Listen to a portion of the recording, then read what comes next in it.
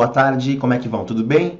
Eu quero agradecer primeiro o tempo que vocês investiram para se conectar aqui no nosso webinar, né? Eu sou o Matt, eu sou diretor da Emit Networks e a gente vai passar juntos os próximos minutos aí.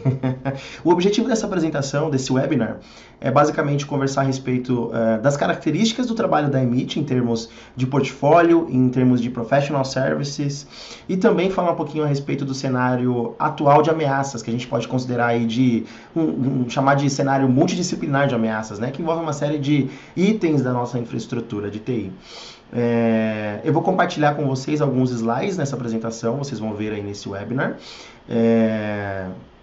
E no final dele, se vocês tiverem qualquer tipo de dúvida, vai ter um campo para vocês inserirem essas dúvidas e em seguida eu entro em contato para tirar essas dúvidas eventuais, seja ela técnica ou comercial, tá bom? Eu recebo imediatamente quando vocês fazem essa pergunta, a gente encerra o webinar e eu faço um contato com cada um para a gente poder ter agilidade, não tomar muito tempo. Nosso tempo é muito escasso, né? Então, em seguida, eu entro em contato para a gente não se estender tanto no webinar, tudo bem? Vamos aos slides. Antes da gente poder falar a respeito de tecnologia, eu queria apenas dar uma abordagem inicial a respeito da Emit. A Emit nasceu justamente da ideia de ser um elo consultivo entre quem desenvolve a tecnologia e quem efetivamente utiliza essa tecnologia, ou seja, um fabricante, desenvolvedor e um cliente final, vocês, no caso. Por que veio essa ideia? Eu vim de um mundo, eu trabalhei a maior parte da minha vida em fabricante, né, de segurança, de endpoint security. Um deles é F-Security, que é um fabricante finlandês, e depois em distribuidor, etc. E nesse período, a gente visualizou um gap muito grande de empresas do segmento da Emit, ou seja, integradores, revendedores. A maior parte delas são license movers, são empresas que licenciam a tua solução. Então não existe muita diferença para essa empresa licenciar o teu Office, licenciar o teu Oracle, licenciar o teu VMware e também licenciar os teus produtos de segurança. Isso, na nossa visão, é um erro, porque segurança não é um produto de prateleira, a gente não é uma commodity, né? Não é um produto comum que muda pouco de um para o outro. São tecnologias altamente consultivas, que precisam, obviamente, de um trabalho especializado nesse sentido. E daí surgiu a Emit, de especialistas em cybersecurity, para trabalhar como integradores desses fabricantes. Daí veio a ideia da Emit.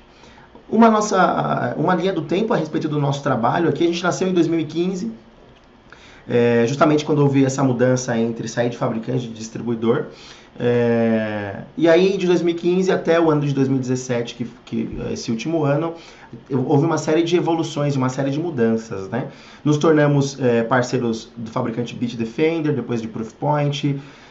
O mais recente deles é a Kaspersky, que é a nossa parceria de mais sucesso, um fabricante que a gente tem apostado muito dentro do nosso portfólio. Criamos o atendimento ao governo, então a gente tem uma série de clientes de governo de todos os tamanhos, empresas de todos os portes, trabalhando, utilizando os serviços profissionais da Emit, em termos de cybersecurity, em termos de revenda de software de antivírus, de anti-spam, etc. Só para vocês terem uma ideia inicial. O que nós fazemos dentro da Emit, portanto, é proteger empresas contra ameaças através das tecnologias que a gente representa, através das alianças com os fabricantes que a gente representa. Hoje a gente tem aliança com dois principais fabricantes, que é Proofpoint e Kaspersky, e dentro dessas alianças, basicamente, o que nós fazemos é integrar dentro de Proofpoint e Kaspersky o nosso serviço profissional para garantir a execução de acordo com os parâmetros necessários do nosso mercado, ou seja, de acordo com as melhores práticas de segurança. Alguns clientes aqui da Emit, é claro, pessoal, tem muitos outros e muitos outros menores, muitos outros maiores, de segmentos diferentes, mas a maior parte deles eu não posso mostrar. Esses são alguns clientes que utilizam os nossos serviços no Brasil inteiro, todos eles têm sites no Brasil, espalhados pelo Brasil, etc. E acabam utilizando os nossos serviços, os nossos produtos para manter a infraestrutura protegida. Legal? As nossas alianças, apenas reforçando, são Kaspersky e Bitdefender. Kaspersky é a nossa única oferta para Endpoint Security e Email Security é Proofpoint, um fabricante americano, a gente vai falar um pouquinho a respeito disso. Portanto, o nosso portfólio, ele compreende a proteção de um cenário que eu acho... a gente pode falar aí de uns 7 anos para cá, 7, 8 anos para cá, esse cenário desse slide tem sido cada vez mais crescente, cada vez mais real, E o nosso mundo digital precisa estar totalmente integrado. Os nossos negócios precisam estar integrados com todos esses itens que estão descritos nessas imagens. Apesar de estar integrados, a preocupação maior é como estar protegido nesses ambientes. Então, o nosso portfólio é concebido justamente por isso, visualizando isso, como proteger, considerando esse cenário multidisciplinar de tecnologia. A gente tem falado muito, aliás, o mercado tem falado muito a respeito de transformação digital, e uma necessidade que nós temos dentro de transformação digital é, obviamente, garantir a segurança desse ambiente. Então, o nosso portfólio, portanto, é criado por aí. Se a gente for considerar a nossa infraestrutura hoje, independente do fabricante, você pode utilizar qualquer fabricante, né? Vamos supor, eu uso Firewall Cisco e eu uso o antivírus Symantec, o McAfee, etc. Qualquer que seja o fabricante, independente do vendor, independente da marca, não garante a sua segurança 100%. Primeiro que 100% a gente nunca vai estar. No nosso meio, o termo é mitigação de risco. A gente precisa começar a trabalhar para reduzir as possibilidades de vulnerabilidade. E a gente começa a ter isso com mais sucesso, o menor índice de vulnerabilidades possível, trabalhando em camadas. A gente precisa dividir a nossa rede. E eu criei aqui 4 principais camadas, 4 macro camadas dentro da nossa rede que a gente tem que se preocupar. Começando de baixo para cima, Endpoint Protection, ou seja, como é que eu sei que os meus endpoints estão de acordo com o que o mercado compreende como seguro, né? Primeira coisa, anti-malware e EDR. O anti-malware mudou bastante, tá, pessoal? A gente vê muitas empresas que trabalham vendendo antivírus, acabam comparando um antivírus com outro como qualquer produto, como se fosse igual e pouco mudasse, né? Mudasse somente preço, é uma mentira. As ameaças mudaram muito. Hoje a gente pode classificar as ameaças em 3 tipos. Ameaça conhecida, ameaça desconhecida e ameaça avançada. Uma ameaça conhecida, ela é detectável através de assinatura, né? Como os antivírus padrão que a gente sempre conheceu, desde sempre, trabalham. Eles identificam uma ameaça em algum dispositivo infectado e criam uma remediação baseada naquele código. Então a gente tem que conhecer o código para criar a remediação. Isso é reativo, isso não funciona mais, até porque a cada novo dia, novas ameaças desconhecidas e avançadas são criadas. Portanto, ameaças conhecidas detectáveis através de assinatura. Ameaças desconhecidas são as ameaças detectáveis através de análise heurística, que é uma combinação aí de machine learning e inteligência artificial, que é a capacidade que o computador e os recursos computadorizados têm de supor o que potencialmente é nocivo, baseado em uma análise de padrão. Padrão de comportamento, padrão de... enfim, uma série de padrões que os fabricantes têm para poder, em alguns milissegundos, conversar com uma nuvem que todos os fabricantes têm, que é um serviço dinâmico de reputação, para poder saber isso é vulnerável ou não é. Um exemplo claro de uma ameaça desconhecida, em 2010, acho que vocês lembram, foi o Conficker, né?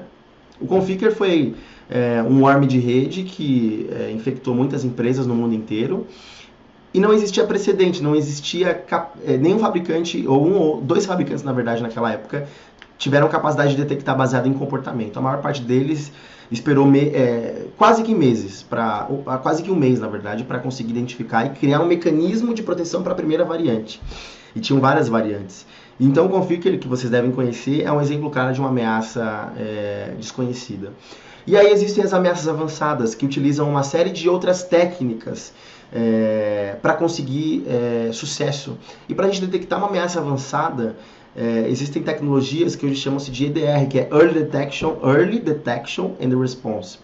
O inglês deu uma travadinha aqui. E essas características de EDR são basicamente características para conseguir identificar, usando uma combinação de features, uma ameaça avançada. Um exemplo claro de uma ameaça avançada é um ransomware, por exemplo. Um ransomware é uma ameaça avançada. E a gente precisa de um EDR para ter a capacidade de detectá-lo plenamente, independente do file access, do momento que ele acessa o sistema de arquivos, que ele criptografa através de atividade de cryptomalware. Enfim, o EDR é uma combinação de todos esses fatores. Beleza?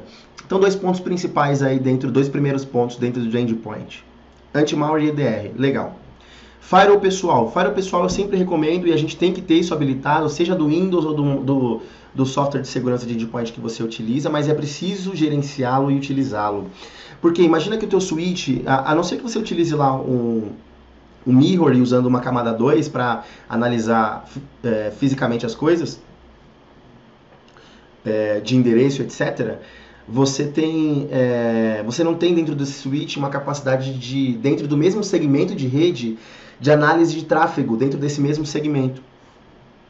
E isso é um problema, porque se você tem algum tipo de vírus outbreak, algum tipo de surto, que utiliza, por exemplo, a vulnerabilidade do SMB do Windows, você vai estar vulnerável. Então é importante você sempre habilitar o firewall do Windows. Na verdade, não o firewall do Windows, o firewall pessoal, e melhor que não seja do Windows e que seja de um fabricante de endpoint protection, porque esses caras têm IDS e IPS de host, você consegue se manter mais seguro. Um exemplo do que eu falei para vocês, do Conficker, ele usava o SMB, a 445. Estando habilitado o compartilhamento de impressoras, ele se disseminava. Mas a gente conseguiria reduzir os riscos e reduzir os danos quando o firewall estivesse habilitado com filtro de pacotes e protocolos, etc.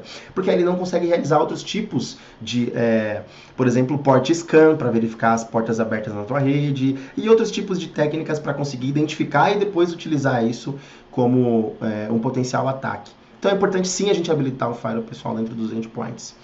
Device Control. Que problema o Device Control resolve? Bom, a gente sabe se numa filial em um lugar remoto, a máquina do estagiário tem um USB liberado e ele passa qualquer arquivo para lá. E ainda que seja um arquivo confidencial, ou que não seja confidencial, a gente tem esse controle, a gente consegue resolver esse problema, que é impedir a utilização de pendrives não corporativos e dispositivos externos não corporativos num ambiente corporativo. Se a gente não resolve esse problema, o Device Control está aí para isso, né? Independente do fabricante, a gente não está falando de fabricante aqui. Existem empresas que gerenciam isso até via Group Policy do Windows. É um pouco difícil e não é muito funcional, mas existem empresas que fazem, e ok. Para vocês entenderem que independente do meio, o importante é ter isso feito. Então, Device Control é um item importantíssimo dentro da nossa infraestrutura para estar protegido. Além disso, DLP, Data Loss Prevention. Data Loss Prevention é a prevenção contra o vazamento de informações confidenciais. É um termo que vocês devem estar acostumados, né? Que problema ele resolve? Basicamente, a fuga de informações. Há estudos que mostram que fuga de informação corporativa, vazamento de informação corporativa, começa prioritariamente ou primariamente através de agentes internos, que são principalmente usuários mal intencionados. E depois usuários infectados que não sabem que estão infectados, usando malwares ocultos, etc. Então existe isso. E o DLP justamente protege em relação a esse problema. É claro, pessoal, que DLP, independente do fabricante, é um termo muito abrangente. Para a gente proteger o nosso ambiente em relação à fuga de informações corporativas, é um mundo extra UTI, extra recursos de TI, etc.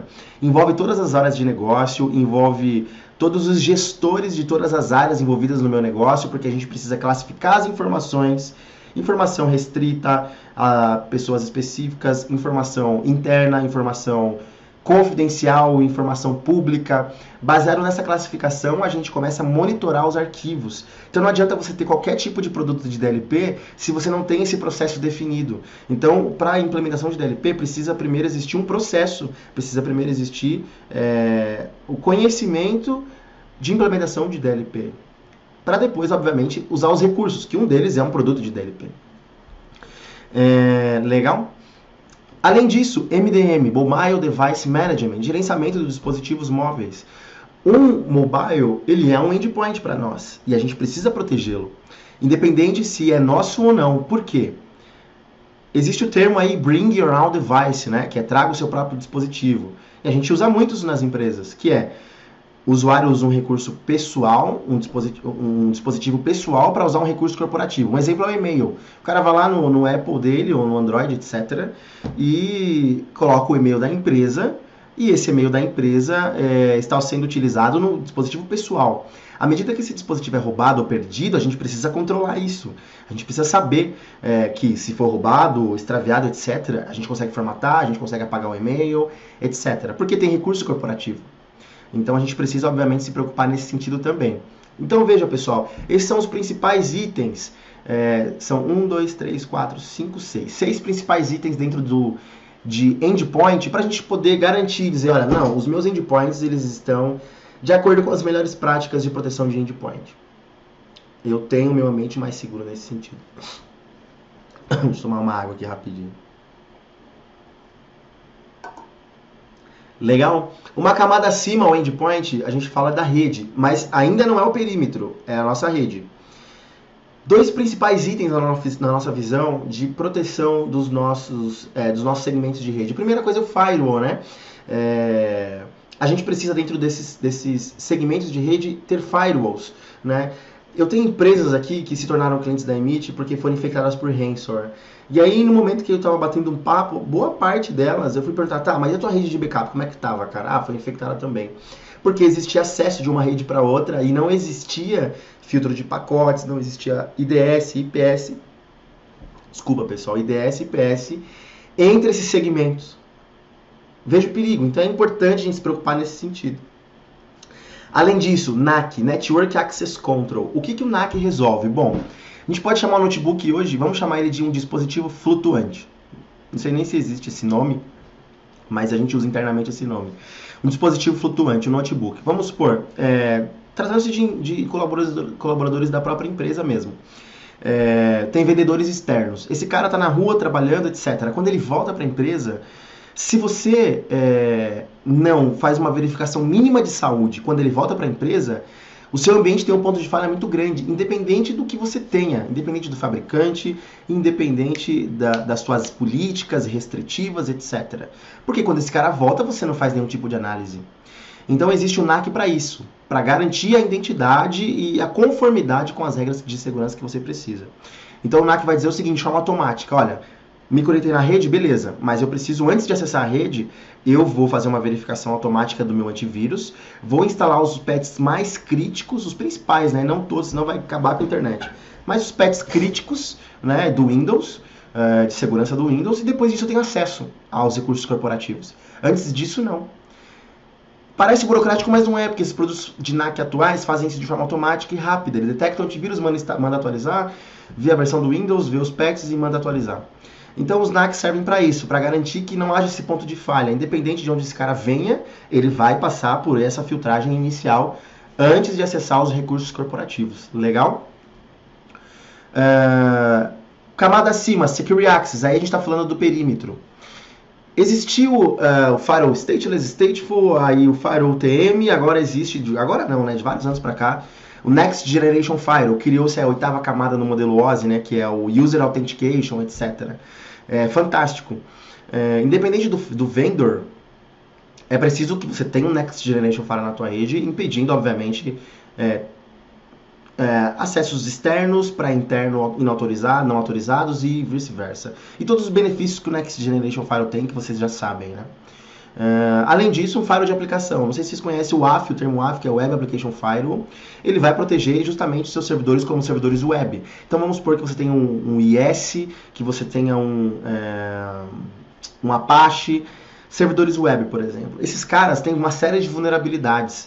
Existe, obviamente, a possibilidade de você fazer um hardening nele, de deixar ele mais seguro, mas ainda assim, cada X tempo vai sair vulnerabilidade e você sempre vai ficar correndo atrás.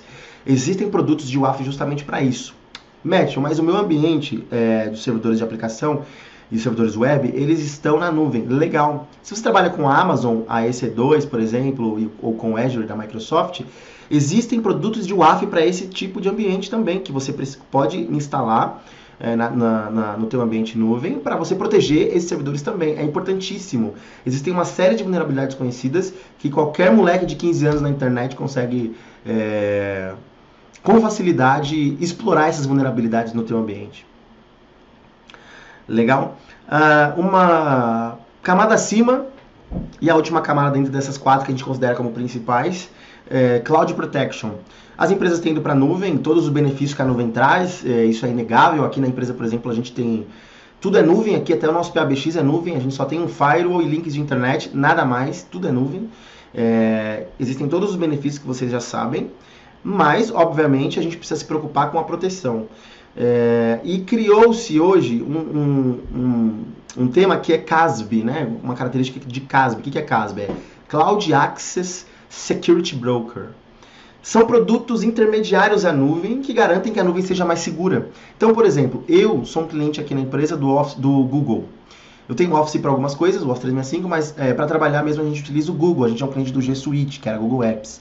Mas eu tenho, antes do G Suite, um produto de CASB, que garante com que eu utilize de forma segura. Por exemplo, colaboradores não conseguem acessar de máquinas não autorizadas, colaboradores não conseguem se conectar em horários não autorizados ao Gmail, precisa ter Two-Factor Authentication, etc. E o DLP, né? Os colaboradores utilizam o Google Drive, mas esse Google Drive ele é protegido pelo meu CASB, que faz essa filtragem. Sempre que alguém passar alguma coisa para um pendrive, fizer qualquer tipo de modificação suspeita, eu vou saber. Ou o pessoal daqui da Emit que gerencia vai saber. E justamente para isso, CASB é justamente para isso. Se você é um cliente Office 365, um cliente Google, procure saber a respeito de CASB for Office 365, for Google, G Suite, etc. Legal? Além disso, e-mail. Nossos e-mails na nuvem. Você pode utilizar o e-mail no Google, no Office 365, no Zebra Cloud, etc.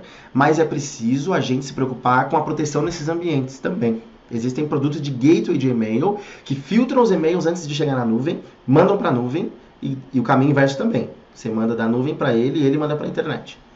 E DLP também. A gente já falou a respeito de DLP, a gente precisa se preocupar com a confidencialidade dessas informações que estão na nuvem. Legal, pessoal? Então, assim, essas são as principais camadas na nossa visão para a gente garantir que o nosso ambiente esteja seguro nesse sentido. Existem outros itens que você pode discorrer de acordo com a sua necessidade. A gente pode falar isso a respeito mais para frente. Legal, pessoal? Bom, como vocês sabem, e eu conversei com vocês, no nosso portfólio a gente trabalha com anti-spam e anti-malware. Somos especializados nisso, a gente não faz nada além disso. E anti-spam, eu queria conversar com vocês a respeito disso. Por que a gente tem que se preocupar hoje com o email security? Com produtos e plataformas e recursos de email security?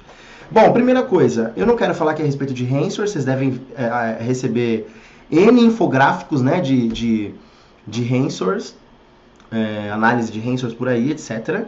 Mas uma coisa que eu vejo pouco e eu quis falar para que a gente saiba e compartilhe isso 90%, um pouquinho mais de 90% dos ransomwares são enviados através de e-mail. Então, se você for infectado ou se eventualmente vir a ser um dia na sua empresa, provavelmente esse cara chegou através de um e-mail.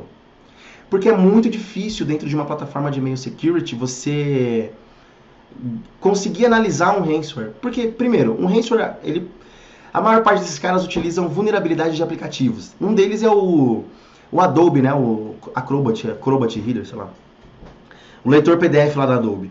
Existem versões antigas do Adobe que tem uma série de vulnerabilidades. E não muito antigas não, viu? Que está instalada por aí. Uma delas é o Buffer Overflow. Aí se você combinar essa versão antiga com o sistema operacional não atualizado, etc., você está vulnerável. E aí o que o ransomware faz? O que na verdade o atacante faz? Ele cria uma planilha que parece ser uma planilha legal, tipo um infográfico, uma proposta comercial, tem conteúdo válido, só que ela utiliza a vulnerabilidade do Buffer Overflow, que é o seguinte: o Adobe ele aloca lá X espaços de memória, mas ele efetivamente usa menos. E aí nesse espaço alocado você consegue injetar algum tipo de código. E aí esse código pode ser baixar os payloads para criptografar e etc. Isso é muito comum nas macros dos docs da vida, docx, xlsx, etc. Os ransomwares vêm por aí também. Então veja que no anti-spam, se ele tem uma solução de antivírus integrado, ele vai analisar o arquivo e ele não vai ver malware lá dentro. Então ele vai passar o arquivo. Por isso que é importante vocês terem proteções avançadas. Existe um negócio chamado TAP, que é Target Attack Prevention. Prevenção contra ataques direcionados. Tem N soluções. E a Proofpoint tem uma delas. Que ele faz isso. Ele faz o que, por exemplo? Recebi um e-mail, uma proposta comercial, tá bom, eu vou analisar esse anexo antes de mandar para o usuário. Então eu vou abrir o anexo na minha sandbox, nas minhas micro máquinas virtuais. Esse anexo vai ser aberto, eu vou analisar o comportamento. Se for nocivo, eu vou enviar um relatório, pode ser um print, etc., para o administrador automático, o produto faz automático. E não manda para o usuário. Fala, fulano de tal, você que é o administrador de rede, eu não te mandei o relatório, eu não te mandei esse e-mail para o teu usuário, porque aconteceu isso, isso e isso. Então, o Target Attack Prevention faz isso. A mesma coisa para link. Recebi um link. Tá, esse link não tem reputação na internet, então ele não tem uma reputação ruim. Um anti-spam padrão vai passar, né? Porque tem uma reputação boa. Ou não tem uma reputação ruim. Ou ele vai bloquear porque ele bloqueia qualquer link, o que é péssimo. Uma solução com TAP, com Target Attack Prevention, prevenção com ataques avançados, ele vai analisar o link, vai abrir o link antes de te mandar. Baseado no comportamento desse link, ele vai dizer nocivo ou não nocivo. E aí ele vai enviar para você. Legal? Além disso, dados confidenciais. A maior parte das empresas trafega dados e informações corporativas através de e-mail. A gente tem aqui na Emit grandes agências de viagens, que apesar de ter tudo via web app, muita coisa em background funciona através de e-mail. Inclusive cartão de crédito. E aí, ou seja, precisa obviamente garantir a confidencialidade e a segurança desse ambiente. Então, pessoal, esses são alguns itens de engenharia social, blacklist, autotráfego, que a gente tem que se preocupar por conta do e-mail. O e-mail é muito crítico nesse sentido. E a Proofpoint é um fabricante que faz exatamente isso. Ele tem 3 principais produtos. Enterprise Protection, que é um serviço de higienização das mensagens. Ele pode ser um virtual appliance, pode ser um appliance na nuvem, ou pode ser um appliance físico, que vai, obviamente, ser o e-mail gateway do teu ambiente. O seu e-mail vai passar para ele, para depois ir para a internet. Ele vai ter o teu MX, vai ser o seu MX. Né? Ele vai higienizar todas as mensagens. A Proofpoint garante 99,6% de detecção, ou seja, você não recebe mensagem maliciosa. Segundo produto que está no meio, Enterprise Privacy, que é o produto de segurança de informações desses e-mails. Então ele tem DLP para e-mail, então ele vai verificar todos os conteúdos. Por exemplo, eu tenho lá no meu storage o drive financeiro. Você pode subir esses arquivos lá no Proofpoint e dizer, olha, Proofpoint, toda vez que esses arquivos saírem, ou alguma coisa parecida com isso aqui sair, vai passar pelas minhas regras, vai mandar para o pessoal de auditoria, de compliance, etc, etc. A mesma coisa para criptografia de e-mails. Eu tenho e-mails confidenciais, eu troco esses e-mails através de criptografia. O meu destinatário vai receber o e-mail seguinte, olha, você recebeu o e-mail do Matthew criptografado. Clica aqui para abrir. Aí ele vai abrir um portal web, nesse portal web ele vai administrar o e-mail. E aí você tem controle, tipo, esse e-mail só pode ser aberto uma vez, esse e-mail não pode ser impresso, tem X tempo de validade, não pode ter copy-paste, não tem print na tela, etc. E o Proofpoint Essentials, que tem essas características anteriores, na nuvem, é um produto voltado para menores empresas. A Proofpoint sempre foi voltada para empresas gigantescas. E ela criou o Proofpoint Essentials justamente para se adequar a esse modelo de quem tem menos de 1.300 contas de e-mail. Na nuvem, né? Alguns clientes do Proofpoint, a gente tem, por exemplo, o Banco do Brasil, que são mais ou menos 140 mil contas de e-mail protegidas. De governo, se você pensar, Ministério Público de São Paulo, do Rio e de outros estados, utilizam o Proofpoint, Serpro usa Proofpoint, enfim. E no mundo inteiro, mais de 50% das maiores empresas do mundo são clientes Proofpoint. Se você olhar aí, Walmart, essa lista de lá, aquela Fortune 100, mais de 50% desses caras são clientes Proofpoint. O iCloud, por exemplo, não chega a spam nesse cara porque é o Proofpoint que protege. Então é um produto de alta capacidade, de alta eficiência. Tudo bem, pessoal? Até aqui? Acabou a minha água. Antivírus. Bom, como vocês sabem, nós representamos a Kaspersky. Independente do representar a Kaspersky ou não, por que é importante a gente... quais são os itens de atenção que a gente tem que se preocupar em relação ao anti-malware? O mercado mudou, lembra que eu falei para vocês? 3 tipos de ameaças, e além disso o mercado mudou muito. Hoje a gente tem mais de 300 mil novas ameaças por dia. Qual é a capacidade de um fabricante de detectar isso através de assinatura? É mínima. Não funciona. Então a assinatura já é obsoleto. Se você olhar o quadrante do Gartner de 2018, que saiu agora há pouco, você vai ver alguns fabricantes lá em visionários que eles nem existiam, as empresas há 6 anos atrás nem existiam algumas delas.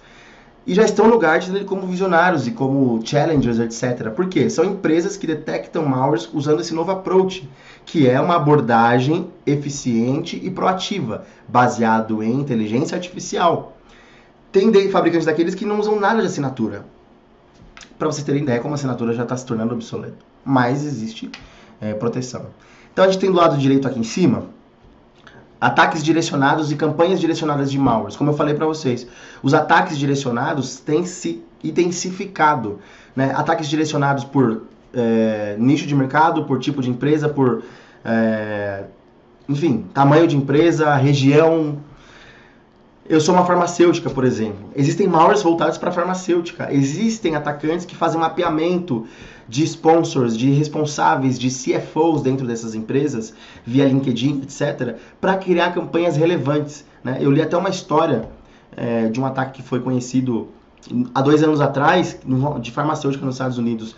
O cara, ou os caras, avaliaram, verificaram quem eram os CFOs, criaram uma campanha, estudaram a vida desses caras, onde eles estudaram, etc. Criou um site da classe de aula desse pessoal, viu quem era o capitão do time de não sei que esporte, criou um e-mail baseado naquele nome e mandou um e-mail para o CFO dessas farmacêuticas, para os CFOs. Oi, sou da turma tal, clica aqui para você se inscrever no reencontro, blá, blá, blá. O site era um phishing, coletava informações e o ataque em algumas empresas foi bem sucedido. Então isso está sendo cada vez mais crescente, muito mais inteligente e menos manual. A gente vai falar um pouquinho daqui a pouco sobre as coisas de 2018. Há mecanismos de inteligência artificial que estão sendo criados para criar malwares baseados no seu comportamento web. Campanhas relevantes a você, né? Não malwares, campanhas relevantes a você, maliciosas, que você vai potencialmente criar baseado no seu comportamento online. Não mais para vender somente propaganda para você, o que os AdWords fazem, né? Crescimento exponencial de malwares para o mobile. Exploração de vulnerabilidade de aplicativo e de sistema operacional. Isso é importante. Os aplicativos e sistemas operacionais têm muitas vulnerabilidades e os malwares estão explorando elas. E se você não tem um anti-malware que tenha um anti-exploit, um endpoint protection que tenha um anti-exploit, você não está protegido. Então é importante vocês, independente do fabricante, se estiverem no momento e quando estiverem no momento de analisar fabricante, esse cara que eu tenho aqui, ele tem anti-exploit? Esse cara que está me oferecendo tem anti-exploit? Me dá o datasheet, quero ler a respeito disso. Porque o anti-exploit vai garantir exatamente, ele cria esse patch virtual para impedir que aquela vulnerabilidade seja explorada. Por exemplo, o Buffer Overflow lá do Adobe, ele sabe que existe, cria um patch virtual e não impede a exploração daquela vulnerabilidade. E aí, obviamente, não é explorado. Então é importante, boa parte dos fabricantes não tem isso, então vocês têm que se preocupar nesse sentido. Alguns números levantados pela Kaspersky em 2016. 31,9% dos computadores do mundo, esse é um principal número aqui, foram infectados. Veja a quantidade de computadores infectados, né? E para anti-malware, portanto, nós temos a Kaspersky. Beleza, pessoal? O objetivo aqui não é eu falar a respeito das características do Kaspersky e do Proofpoint. A gente tem outros webinars para isso, e vocês vão receber esses informativos. Se vocês tiverem interesse, a gente pode conversar sobre isso. Vocês podem participar de webinars específicos de Kaspersky, de Proofpoint, para entender ou conversar com o nosso time comercial para ter uma reunião com vocês a esse respeito. Porque se eu for falar de Kaspersky, eu demoro 40 minutos para falar só de Kaspersky, sabe? Então a gente ia perder muito tempo aqui. Na verdade, a gente ia ter muito tempo. Não perder, né? Porque a gente não perde. Mas a gente ia ter muito tempo, tomar muito tempo de vocês. Então, se vocês tiverem interesse em Proofpoint e em Kaspersky, ou um ou outro, ou os dois, vocês podem sinalizar para o executivo de contas de vocês e a gente vai fazer uma nova reunião, a gente vai conversar sobre isso, passar mais informações, fazer trial, mostrar cliente rodando, para vocês saberem como funciona. E tem esse parâmetro. Legal? Agora eu separei aqui alguma informação para a gente já estar finalizando. Se vocês acompanham webinars, principalmente esses webinars gringos, né, de fora, a respeito de cybersecurity, esses fóruns, vocês devem ter visto essa informação, mas para quem não, são informações interessantes para compartilhar. O que tem a vir aí, o que está por vir em 2018, ou que já está vindo, né, porque a gente já está, em termos de cybersecurity. Engenharia social vai ser uma arma potente.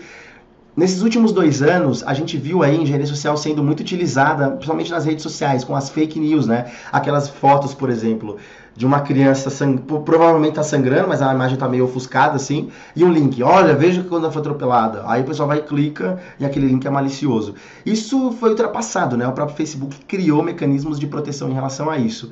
Mas isso utiliza a engenharia social, persuade o usuário a clicar ou não. E a engenharia social agora está utilizando características de machine learning e inteligência artificial, baseado no seu comportamento online, criar campanhas. Lembra que eu falei dos ataques direcionados, dos malwares, campanhas de malwares? Criar campanhas que você provavelmente vai ser relevante para você e você provavelmente vai clicar.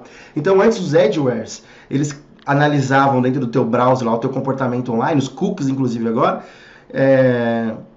para te vender propaganda, para te vender informação potencialmente relevante. Legal. Eu, pelo menos, gosto disso porque eu prefiro ver uma propaganda do que eu quero comprar do que eu não quero comprar. Então, eu sou a favor desse negócio. Somente dos cookies, etc. Há controvérsia, esse é o meu ponto de vista. Porém, agora,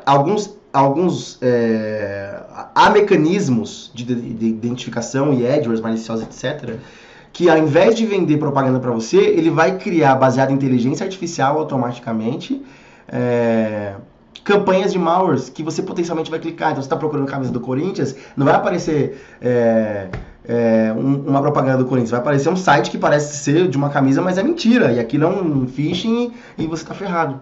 Então veja para onde a gente está indo. Confidencialidade de criptografia, o tráfego web de malwares tem aumentado via SSL. Então haverá uma inspeção um pouquinho melhor nesse sentido, porque quando é SSL criptografado, os fabricantes, as empresas que avaliam isso, eles não conseguem identificar muito bem esse tráfego. Então isso vai ser, parte das telcos, dos provedores de acesso à internet, uma melhoria nesse sentido, essa análise do tráfego. Dispositivos inteligentes caros serão vítimas. A gente viu aí em 2017 dispositivos home appliances, IoTs, etc., sendo vítimas de ransomware. Existiu até uma cidade nos Estados Unidos no ano passado que ela ficou um sábado com as catracas do metrô liberadas, cara, porque o ransomware fez isso. Na verdade, o ransomware era um ataque, né? Eles tiveram acesso ao sistema de gerenciamento das catracas e solicitaram pagamento de X bitcoins. Enquanto não pagasse, as catracas estavam liberadas, entende? Então o sequestro digital tem acontecido e aí tem se estendido a outros itens. Ar-condicionado, termostato, como é o nome desse negócio de porta? Esses porteiros eletrônicos, esses negócios que se conectam também na internet, telefone IP, etc. Vão ser cada vez mais vítimas. E os IoTs também serão utilizados, meios de ataques de denial of service, que são os ataques direcionados e distribuídos, na verdade, de negação de serviço. Lembra que eu mostrei em slides anteriores, aqui, vamos voltar aqui, slides anteriores, que 31,9% dos computadores do mundo foram infectados? Imagina que eu olhei no LinkedIn esses dias, há uns 2 meses atrás, um fabricante, acho que foi a Symantec, não sei, o Trend, não sei, eles identificaram uma movimentação de uma botnet que controla 5 milhões de computadores para realizar uma distribuição de uma nova campanha de malware, de um ransomware. Imagina que, além de 5 milhões de computadores, eles vão ter mais 5 milhões de TVs, 5 milhões de telefones, 5 milhões de isso, daquilo. Os dispositivos da internet das coisas, que obviamente se conectam na internet, se a gente não trabalha com a segurança desses caras, a gente vai perder esses caras quando, obviamente, for necessário. Ou seja, quando existir uma necessidade de ataque, de negação de serviço, o meu dispositivo vai estar comprometido para mandar. Ele pode não roubar nenhuma informação, mas quando for preciso, ele vai pegar o meu dispositivo e vai fazer parte dessa botnet deles. Beleza, pessoal? São algumas informações que eu acho legal, que eu acho legais, e a gente vai, obviamente, periodicamente mandando para você alguns releases a esse respeito. Eu conversei a respeito no começo da origem da Remit e agora um roadmap do que a gente vai implementar nos próximos períodos, parceria com Firewall Next Generation, parceria com NAC e também com OS 365 e Google. A gente está analisando qual deles a gente pode trabalhar como oferta para os nossos clientes, etc. Tá bom? Pessoal, se vocês têm qualquer tipo de dúvida, do lado aí, vocês têm a janelinha que vocês podem colocar o nome, e-mail e a dúvida. Eu vou receber automaticamente aqui no meu e-mail, já. E aí eu faço contato com vocês. Essa é a forma mais produtiva para todo mundo nessa questão. E a gente faz um contato seguinte para tirar essas dúvidas. Além disso, você tem acesso ao nosso time comercial, acesso a mim, acesso a todo mundo. Qualquer dúvida que vocês tenham, a gente está à disposição, tá bom? Quero agradecer de novo o tempo de vocês e boa tarde. Até mais.